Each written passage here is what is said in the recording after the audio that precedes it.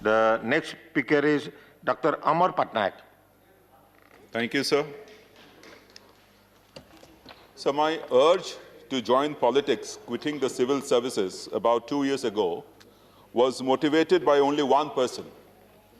To him, politics was not a means to achieve power, but a passion to serve the people. When I eventually quit, he gave me and all party members a talisman, and that was Gandhi's talisman. And I quote, "Whenever you are in doubt or when the self becomes too much with you, apply the following test. Recall the face of the poorest and the weakest man whom you may have seen and ask yourself if the step you contemplate is going to be of any use to him. Will it restore him to a control over his own life and destiny? Then you will find your doubts and yourself melting away." This talisman forms the soul of Naveen Patnaik and our party Biju Janata Dal's politics and has guided Odisha's governance and policy all through. There couldn't have been a better moment than the current pandemic when this was put to test. During this time, during the initial period, the Chief Minister chose life over livelihood and later life with livelihood. He never called migrants as migrants but guest workers. It is for no reason that he has surveys after surveys have found him as the #1 Chief Minister of India. He often says that Sadhe Chari Koti Odia More Parivar. Now, what did he do in the pandemic as Odisha's COVID response? All 94 lakh poor families covered under the food security scheme received financial assistance of rupees 1,000 even before the central government had announced it. Social security pension for 4 months to 48 lakh beneficiaries. Construction workers were paid 1,500 each for losses incurred due to the lockdown, 22 lakhs. 3 months pre-matric scholarships was paid as an advance. Financial assistance of rupees 3,000 to around 65,000 street vendors across 114 urban local bodies was paid. Doubling of number of jobs offered under Mahatma Gandhi Narega scheme to 10 lakh. The spouse and next of the kin of the deceased ASA and Anganwadi workers were paid 7,500 and 500 a month till the dates you would have attained the age of 60 years. So the Center too responded. We are happy that the Center too responded for the poor with the announcement of the Prime Minister's Garib Kalyan Yojana. And then when in the later part, it went into the Life with Livelihood mission, the Atmanirbhar packages. The state also did something on its own, 1,700 crore special livelihood intervention plan to generate employment in rural areas. If the economy was decimated, it was ravished more for the states than the center. After all, we know that fiscal and monetary space available to the states compared to the center is very limited.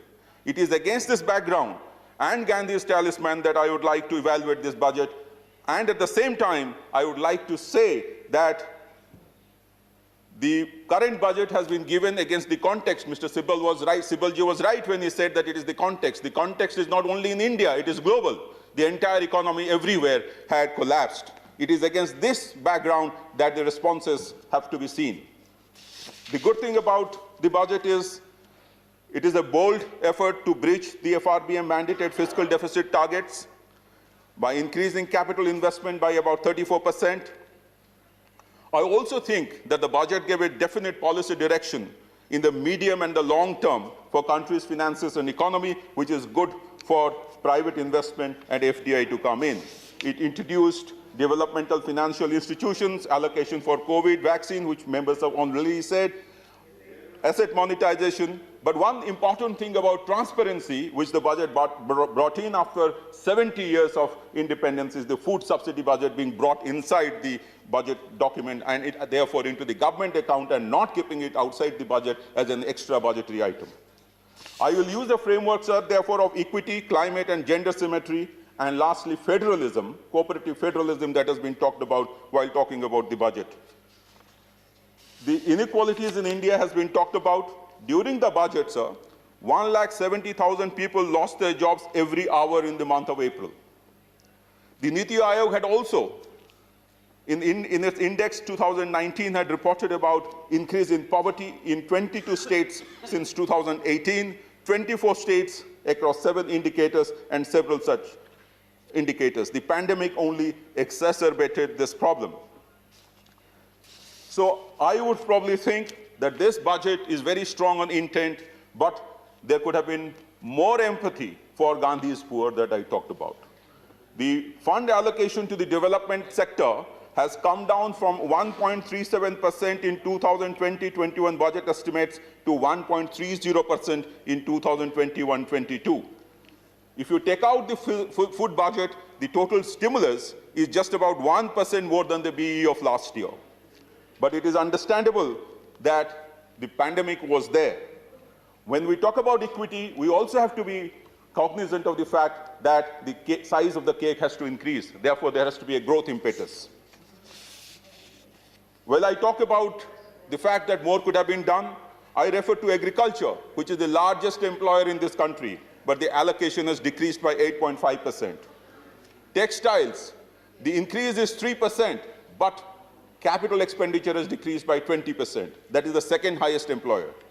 School and education and literacy, the decrease is 8.3%, higher education 2.82%, animal husbandry 5.7%, empowerment of persons with disabilities 11.6%, women and child development 18%. These are all down. Therefore, I'm worried. I'm concerned.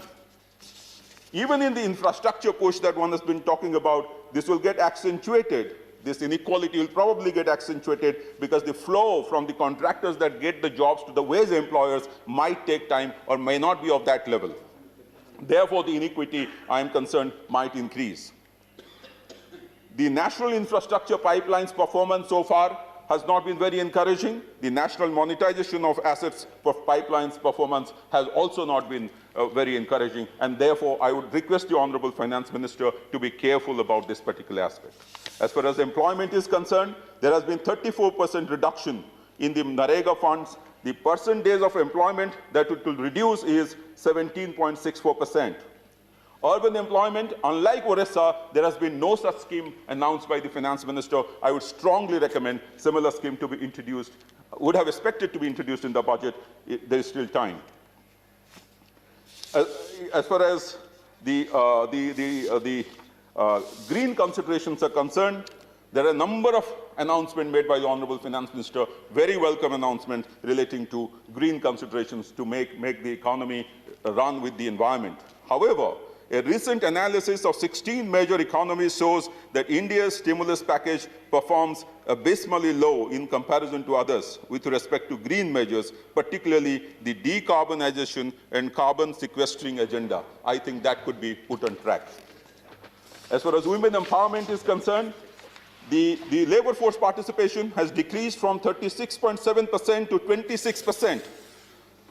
And we know that Honorable Chief Minister of Orissa has rightly said, we cannot deprive half of our population of their rights. They must have their rightful place in not only economic but political space of our country.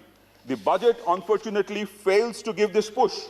While for the first time recognizing the potential women of SHGs in creating wealth at the bottom of the pyramid, it fails to open up new avenues of gainful business for them, as done in Orissa. In several sectors, the women SHGs have been pushed to perform business, and therefore their income has increased, the wealth of the state has increased at the bottom of the pyramid.